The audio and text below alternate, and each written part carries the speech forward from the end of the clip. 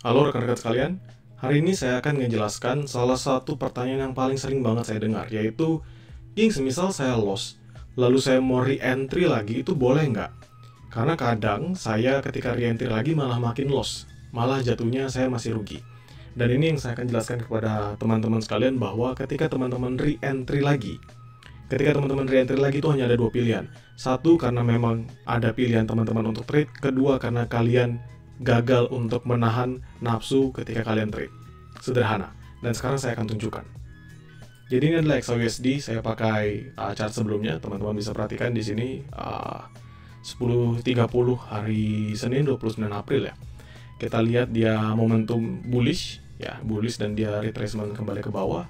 Seandainya kita mau entry, kita coba untuk marking sebelah sini.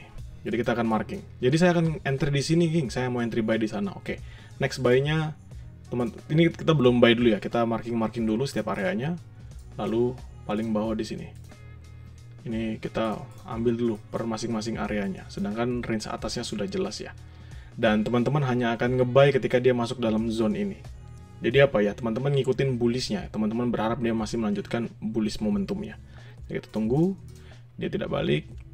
Nah, misal di daerah sini, kan karena dia nggak balik dua kali, teman-teman lihat ada new zone ya. Jadi teman-teman coba deh, saya tingkatkan lagi, King, karena ini pasti dia ngebentuk yang namanya higher low ya. Dia membentuk yang namanya higher low. Jadi saya coba buy di sana duluan. Jadi teman-teman sekarang punya dua position. Satu di sebelah sini, ini area 2332 sampai 2328. Yang di bawahnya lagi teman-teman ada di 2324 sampai 2319.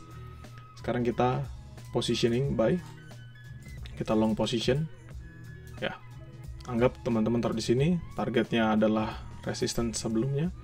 Lalu stop loss-nya kita turunkan sampai 1:2. Kalau di sini kan lebih aman ya. Jadi kalau nanti kena hit, teman-teman bisa re-entry lagi. Dan ini adalah gambaran yang menurut saya adalah salah satu gambaran yang paling oke dan paling tepat penggunaannya ketika teman-teman ingin re-entry lagi ketika teman-teman sebelumnya sudah loss.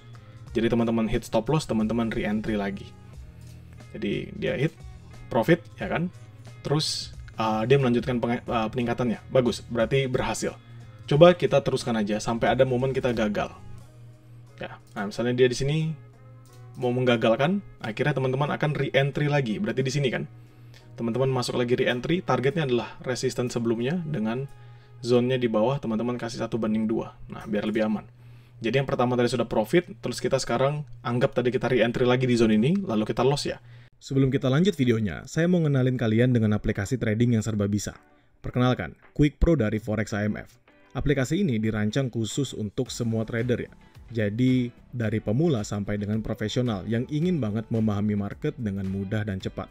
Dengan Quick Pro, kalian bisa memulai trade kalian hanya membutuhkan waktu kurang dari 5 menit aja dalam tahap registrasinya. Kalian bisa mulai trading dengan minimal deposit Rp100.000 dan melakukan withdraw mulai dari Rp10.000 saja. Transaksi menjadi lebih mudah dengan berbagai macam fitur, semisal fitur Smart Pending Order, di mana kalian cukup menggeser layar Anda saja. Kalian juga bisa pantau peluang market secara otomatis dengan market detector dan tutup beberapa posisi dalam sekali klik menggunakan group action. Kalian pun juga bisa mendapat alert dan juga notifikasi real time agar Anda tidak ketinggalan peluang. Nah, tidak sebatas aplikasi saja ya, jadi kalau dari saya sendiri, Quick Pro ini nggak sebatas sebagai aplikasi untuk trade, melainkan dia juga bisa banget menjadi salah satu sumber informasi utama saya dalam trade. Saya bisa melakukan pengecekan terhadap kondisi market dalam sekali lihat melalui watchlist. Saya bisa gunakan fitur price alert untuk bisa mendapatkan pengingat saat harga mencapai level yang saya inginkan. Selain itu, kalian juga bisa menggunakan fitur lain seperti economic calendar yang bisa membantu teman-teman untuk mengecek berita-berita terbaru atau berita yang akan rilis, menggunakan market insight untuk mendapatkan informasi terkini mengenai currency dan pasar, serta beberapa fitur lain seperti news update, trading ideas, technical rating, dan lainnya. Quick Pro sendiri membuat proses trading kita akan jauh lebih mudah, cepat, dan juga instan ya. Kalian bisa unduh aplikasi ini melalui link yang sudah saya sematkan di deskripsi ya. Saat ini aplikasi baru tersedia di Google Play Store dan sedang dalam tahap peluncuran di iOS juga. So, teman-teman nggak perlu berlama-lama lagi, kalian boleh banget langsung gunakan aplikasi Quick Pro by Forex IMF. Mari kita lanjutkan pembahasan kita hari ini. Dan sekarang kita masuk lagi di area lebih bawahnya. Ini adalah salah satu jenis re-entry yang sehat. Kenapa saya bilang yang sehat? Karena area entry teman-teman itu masih better. Teman-teman sudah marking zone tersebut sebelumnya dan teman-teman ingin entry. Jadi conviction teman-teman untuk re-entry itu masih ada. Apakah ini sudah ada pembalikan untuk bearish? Sebenarnya ada. Tapi tidak ada yang bisa menyalahkan teman-teman untuk buy di sini. Ya, for education purpose only saya akan lanjutkan. Nah, sekarang hit stop loss. Kondisinya sekarang teman-teman masih mau nge-buy. Saya masih mau nge-buy. Ini akan menjadi masalah. Kenapa? Karena satu, memang benar ada area buy yang cocok di sini. Tapi teman-teman trade menggunakan trend, misal kita lihat bahwa trennya sudah dipatahkan. Ya, jadi dia membentuknya bukan higher high lagi, tapi malah lower high. Ya, lower high, artinya apa? Dia akan melanjutkan penurunannya. Dan memang seharusnya tadi teman-teman entry sell-nya adalah ketika dia berhasil breakout di sini. Tapi doesn't matter. Yang saya ingin sampaikan adalah teman-teman nggak pernah bermasalah ketika teman-teman re-entry lagi. Pada saat teman-teman loss, teman-teman buru-buru ingin re-entry lagi. Karena teman-teman memang punya zonanya. Jadi teman-teman entry pertama di sini, itu reasonnya karena teman-teman nggak mau ketinggalan position. Dan tadi kita profit. Entry lagi kedua, akhirnya teman-teman loss. Dan re-entry yang ketiga, di sini ketika teman-teman entry, bukan berarti teman-teman terlalu nafsu. Tidak, tapi karena memang sudah di-marking oleh teman-teman sekalian. Jadi, secara conviction, nggak ada masalah. Mau nanti ada yang bilang, ya kan itu sudah downtrend, kan ini A, B, C, nggak masalah. Ya, saya sampaikan ke kalian, itu nggak pernah masalah. Kenapa nggak pernah masalah? Karena kalian sudah entry sesuai dengan target yang kalian inginkan. Yang jadi masalah itu apa? Yang jadi masalah adalah, satu, kalian nggak stop loss, jadi kalian tetap hold dengan catatan atau dengan pemikiran bahwa, oh dia pasti akan naik lagi.